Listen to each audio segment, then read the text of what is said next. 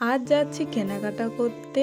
তো হ্যালো, আমি সোনালি। তোমরা সবাই কেমন আছো? আমি তো খুব ভালো আছি।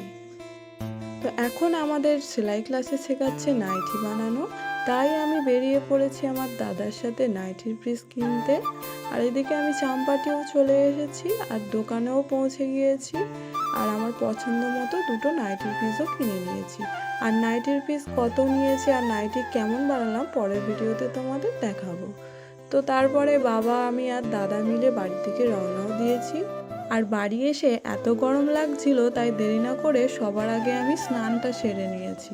আর আজকে আমাদের এখানে ভীষণ গরম পড়েছিল।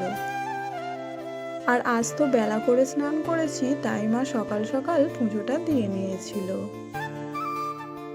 আর এদিকে এসে দেখি মা এখানে রান্নার সমস্ত কিছু জোগাড় করে রান্নাও বসিয়ে দিয়েছে।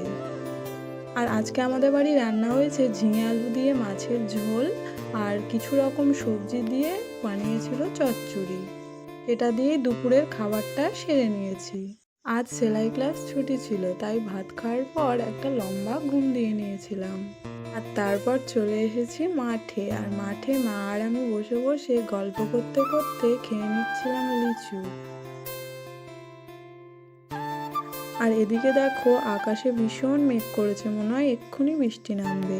তারপর বাড়ি এসে আমি সন্ধেটা দিয়ে নিয়েছি। আর সত্যি সত্যি সন্ধে দেওয়ার পর বৃষ্টিও চলে এসেছে।